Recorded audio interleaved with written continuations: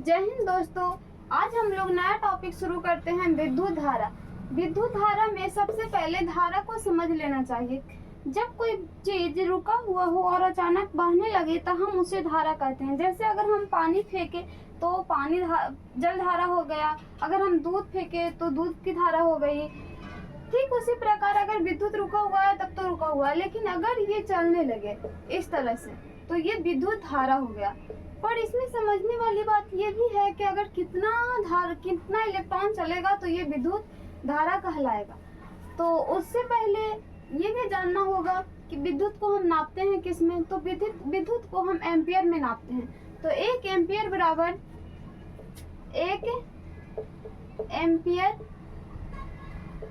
बराबर 625 लिख करके अगर आप एक जीरो बैठाकर फिर इस पे आप 15 जीरो बैठा देते हैं, इतना समय नहीं हटेगा। अगर 1 एम्पियर बराबर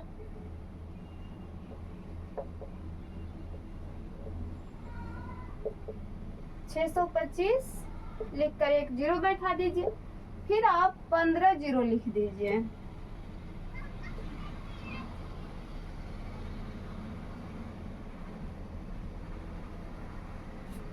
ये हो गया आपका 1 एम्पियर बराबर। इसमें लगता है इलेक्ट्रॉन।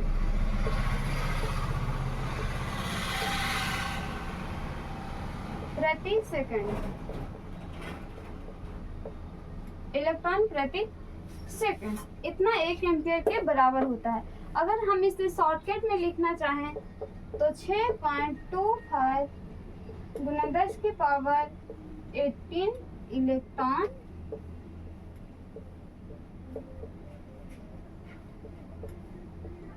प्रति सेकंड।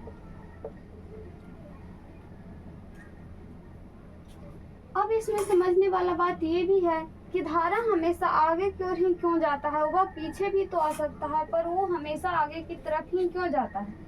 इसका मतलब ये है कि इसे पीछे से कोई धक्का देता होगा, तभी तो ये आगे की तरफ जाता है। तो जी हाँ, पीछे से इसे धक्का देता है कोई, और आगे फिर इसे कोई रोकता भी है। मतलब ये यहाँ से शुरू किया तो यहाँ आकर रुक जाएगा। जो धक्का देता है उसे हम कहते हैं बोल्ट।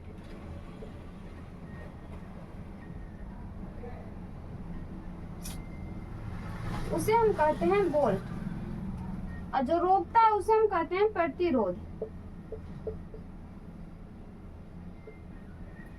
जो धक्का देता है उसे हम कहते हैं बोल्ट, और जो रोकता है उसे हम कहते हैं प्रतिरोध। ये बीच वाला को कहते हैं इलेक्ट्रॉन।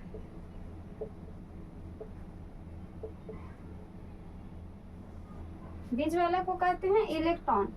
जब ये धक्का देता है तो ये आगे की तरफ जाता है इलेक्ट्रॉन, फिर प्रतिरोध रोकता है तो ये दोनों के बीच में लड़ाई होता है। वोल्ट बोलता है कि तुम आगे जाओ, प्रतिरोध बोलता है कि तुम वहीं पे रहो, फिर बीच में पिसाता है इलेक्ट्रॉन। तो सिंपल सी बात है कि जब दो लोगों में लड़ाई होती है तो बीच वाला पिसाता है या तो फिर बीच वाला मजा लेता है। दो लोगों में लड़ाई होता है तो बीच वाले मजा लेते हैं। वही फॉर्मूला यहाँ पर भी लागू हो रहा है। ये दोनों आपस में लड़ रहे हैं। तो अगर गांव में देखा जाए तो लड़ते कई लोग हैं, पर अलग अलग तरीके से लड़ते हैं।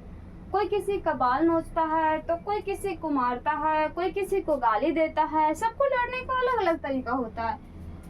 वैसे ही जैसे में हम ले लेते हैं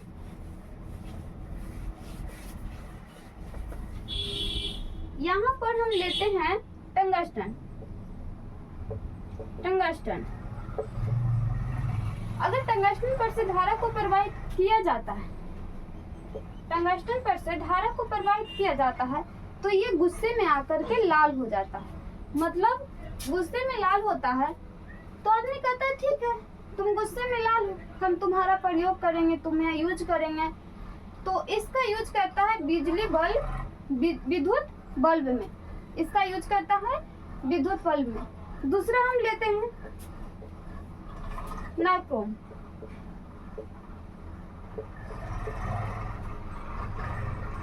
जब इस पर से धारा प्रवाहित किया जाता है तो ये गुस्से में आकर के हीट देता है। इसी की वजह से हम इसको हीटर में प्रयोग करते हैं। देता है तो इसको हम बिजली के बल्ब में प्रयोग कर देते हैं।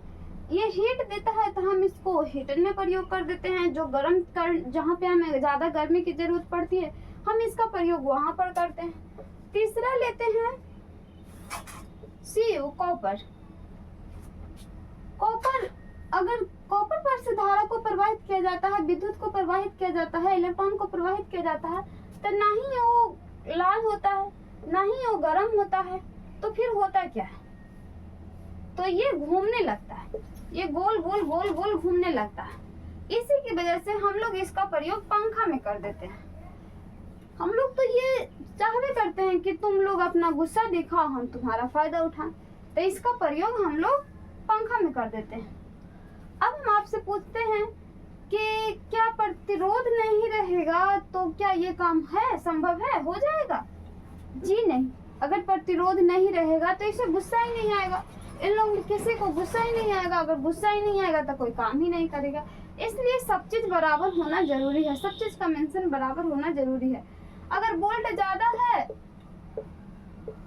और इलेक्ट्रॉन है ये नहीं है,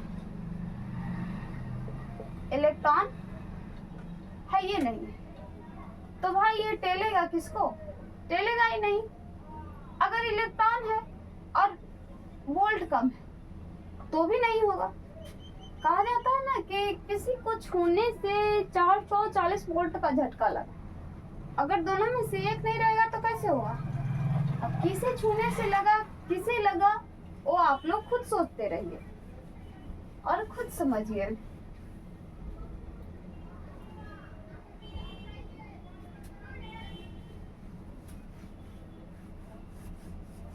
और हम लोग आगे चलते हैं।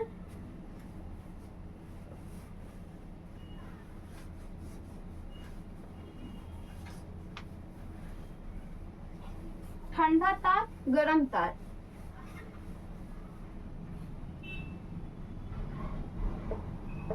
ठंडा तार और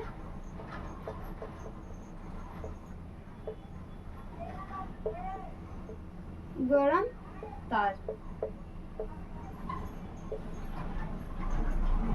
आप लोग कई बार देखे होंगे कि कौवा जब एक तार पर बैठा हुआ रहता है तो उसे करंट नहीं लगता है। क्यों? क्योंकि जब तक वो दूसरे तार को ठंडा और गर्म दोनों नहीं मिलेगा तब तक करंट नहीं लगेगा। एक तार को छूने से किसी को करंट नहीं लगेगा जब तक वो दोनों तार को नहीं छुएगा। हम किसी को भी करंट लगने के लिए दोनों चाहिए, फेस और न्यूट्रल दोनों चाहिए, तभी किसी को करंट लग सकता है। एक में करंट नहीं लगेगा। मान लीजिए कि